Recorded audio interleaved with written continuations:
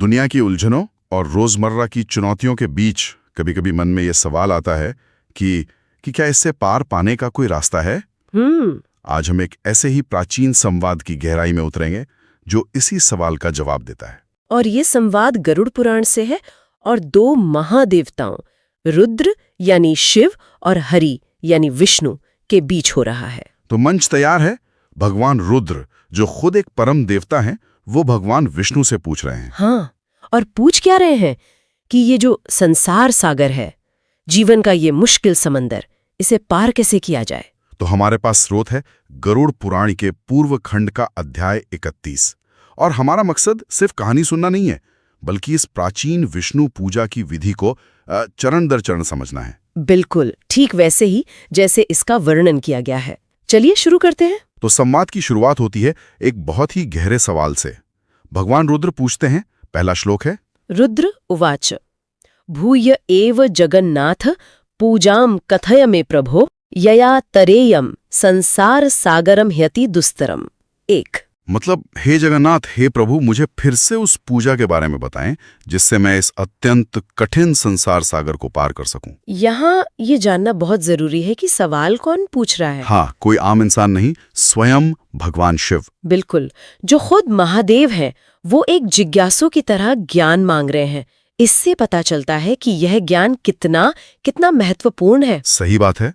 तो अब भगवान विष्णु का जवाब सुनते हैं जो दूसरे श्लोक में है। हरिरुवाच अर्चनम विष्णुदेवस्य वक्ष्यामि वृषभध्वज तच्छृणुष्व महाभाग भुक्ति मुक्तिप्रदम शुभम। 2 इसमें विष्णु का जवाब बहुत सम्मानजनक है।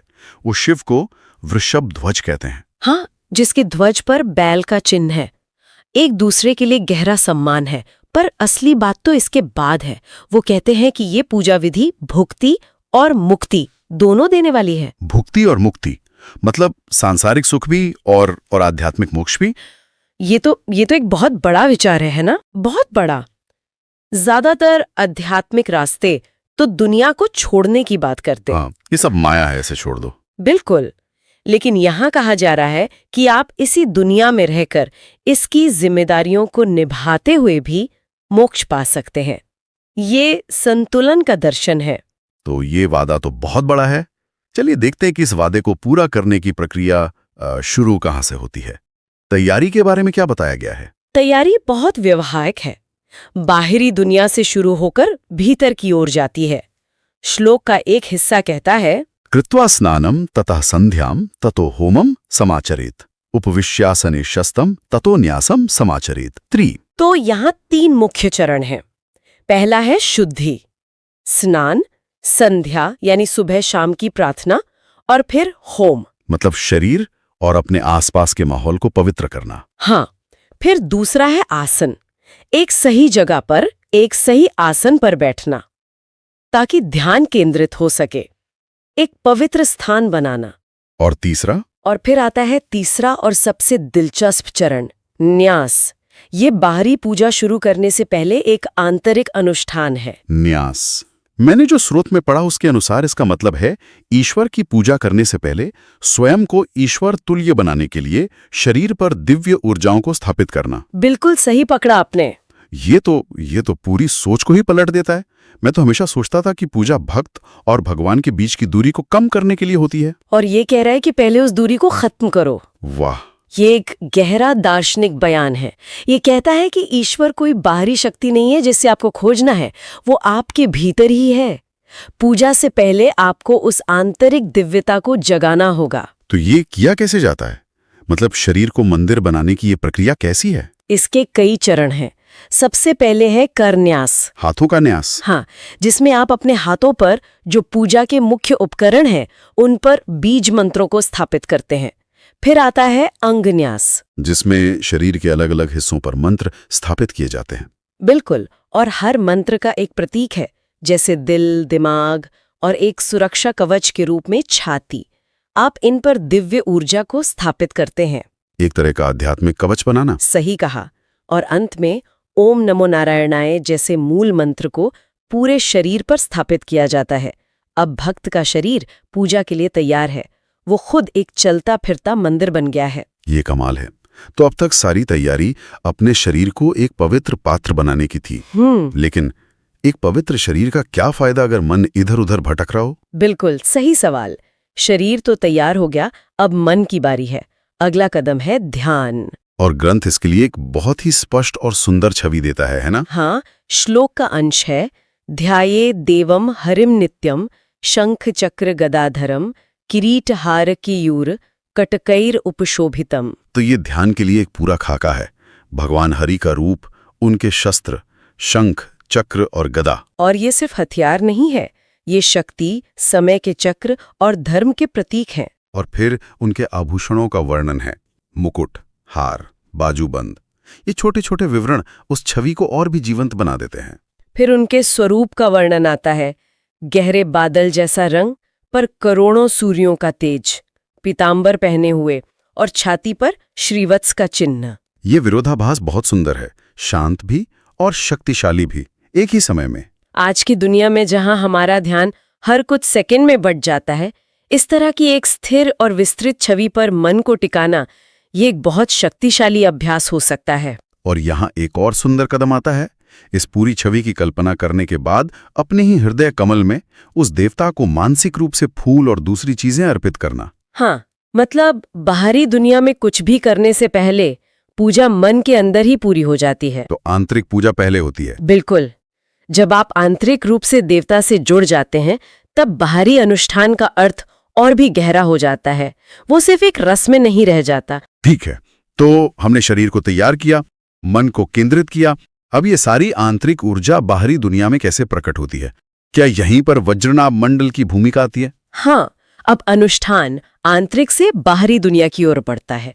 वज्रनाभ मंडल एक तरह का कह सकते हैं कॉस्मिक ब्लूप्रिंट है, जिसे पूजा की वेदी पर बनाया जाता है। जमीन पर एक गोला, उसके अंदर 8 पंखुड़ियों वाला कमल, और कमल के केंद्र में यानी ब्रह्मांड के केंद्र में भगवान वासुदेव का आवाहन किया जाता है।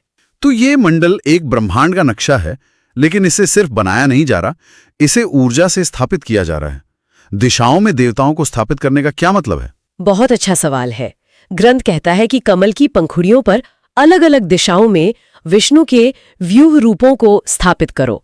पूर्व में वासुदेव, दक्षिण में संकर्षण, पश्चिम में प्रद्युम्न और उत्तर में अनिरुद्ध। और ये सिर्फ नाम नहीं है? नहीं, ये विष्णु के 4 मौलिक रूप हैं जो ब्रह्मांड के निर्माण, संरक्षण और चेतना जैसी अलग अलग क्रियाओं का प्रतिनिधित्व करते हैं। तो मंडल पर इन्हें स्थापित करके आप एक तरह से पूरे ब्रह्मांड की ऊर्जा को उस छोटी सी जगह पर केंद्रित कर रहे हैं। और श्रोत में ओम हुम फट जैसे मंत्रों का भी जिक्र है। हाँ, ये सुरक्षा और ऊर्जा प्रदान करने वाले मंत्र हैं। तो ये मंडल सिर्फ एक चित्र नहीं है, ये एक ऊर्जा क्षेत्र का निर्माण है। तो अब मंडल तैयार है, देवता स्थापित हो चुके हैं। यहां से अगला भाग मुझे सबसे अनोखा लगा, आयुध पूजा। देवताओं के साथ साथ उनके हथियारों की भी पूजा हो रही है। ये थोड़ा अलग है। क्या इसका मतलब ये है कि सिर्फ शक्ति ही नहीं, बल्कि शक्ति का प्रयोग करने वाले साधन भी पवित्र हैं? आपने इसकी आत्मा को पकड़ लिया। यही आयुध पूजा का दर्शन है। ये मानना कि देवता की शक्ति उनके उपकरणों में भी निहित है। मतलब एक तरह का सुरक्षा कवच बनाना। बिल्कुल। आप सिर्फ भगवान से सुरक्षा नहीं मांग रहे, आप उन साधनों का भी सम्मान कर रहे हैं जिनसे सुरक्षा मिलती है। इसके कुछ उदाहरण दीजिए, ये कैसे किया जाता है? हर दिशा में विशिष्ट शस्त्रों की पूजा होती है। जैसे वज्र के लिए ओम होम फट वज्राय नमः मंत्र का प्रयोग होता है। दक्षिण दिशा में शक्ति यानी भाला और यम के दंड की पूजा होती है। पश्चिम में खड्ग यानी तलवार और पाश यानी फंदा। उत्तर में अंकुश और गदा और अंत में त्रिशूल, कमल और चक्र की पूजा। ये सोचने वाली बात है। आज हमारे शस्त्र क्या है? शायद हमारा ज्ञान, हमारे शब्द, हमारी तकनीक। बहुत सही। क्या हम उनके नैतिक उपयोग के बारे में सोचते हैं? ये प्राचीन विचार आज भी कितना प्रासंगिक है। ये ब्रह्मांड के संचालन के पीछे के नियमों का सम्मान करने जैसा है। तो मंडल बन गया, देवताओं और शस्त्रों का आवाहन हो गया। अब इस पूरे अनुष्ठान का समापन कैसे होता है? ये चक्र कैसे पूरा होता है? अंतिम चरण इस आंतरिक तैयारी को फिर से बाहरी दुनिया से जोड़ते हैं। अब भौतिक वस्तुएं अर्पित की जाती हैं, जैसे अर्घ्य, पाद्य, फूल, धूप, दीप और नैवेद्य। मन की भक्ति को कर्म में बदलना। हाँ, आपकी आंतरिक पूजा अब एक भौतिक रूप ले रही है। और पूजा के बिल्कुल अंत में? अंत में होता है विसर्जन, जो मेरे हिसाब से सबसे सुंदर हिस्सा है। साधक पूजा का जो भी फल है उसे भगवान को ही समर्पित कर देता है, बिना किसी अपेक्षा के। बिल्कुल। और फिर आह्वान किए गए देवताओं को आदरपूर्वक वापस अपने हृदय में विसर्जित कर देता है। वाह, तो चक्र पूरा होता है आंतरिक से बाहरी और फिर वापस आंतरिक में। हाँ, देवता कहीं जाते नहीं, वे साधक के हृदय में ही लौट आते हैं, जहां से उनकी यात्रा शुरू हुई थी। और इस पूरी प्रक्रिया का अंतिम परिणाम, ग्रंथ इसका क्या फल बताता है? आखिरी श्लोक सब कुछ एक साथ लाता है। एवं यह कुरुते पूजान विधिवत गुरुध्वज भुक्तिम मुक्तिम अवप्नोति विष्णु लोकम स गच्छति। त्रिश। हे गरुड़ध्वज, जो कोई भी इस पूजा को विधि विधान से करता है उसी इस जीवन में सांसारिक सुख, भुक्ति और अंत में मोक्ष मुक्ति दोनों प्राप्त होते हैं। और वह विष्णु लोक को प्राप्त करता है। ये शुरुआत में किए गए उस क्रांतिकारी वादे को दोहराता है और उस पर मुहर लगाता है। तो इस सब का क्या मतलब है? हमने अभी अभी गरुड़ पुराण से एक प्राचीन विस्तृत अनुष्ठान की यात्रा की।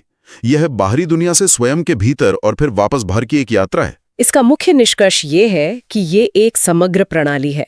इसमें शारीरिक शुद्धि, मानसिक ध्यान, आंतरिक कल्पना और बाहरी क्रिया सब कुछ जुड़ा हुआ है। और दो विचार जो सबसे अलग दिखते हैं, पहला ईश्वर की पूजा करने के लिए ईश्वर तुल्य बनना, और दूसरा सांसारिक जीवन यानी भुक्ति और आध्यात्मिक मुक्ति यानी मुक्ति के बीच का संतुलन। यह हमें सिखाता है कि आध्यात्मिकता जीवन से पलायन नहीं है, बल्कि जीवन को एक गहरे उद्देश्य और संतुलन के साथ जीना है। बिल्कुल, ये एक ब्लूप्रिंट है कि कैसे अपने जीवन को ही एक पूजा बनाया जाए।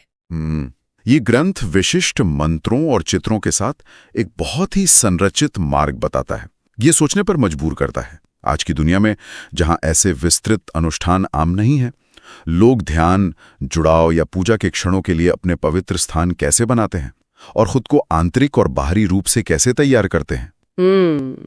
ये सोचने वाली बात है।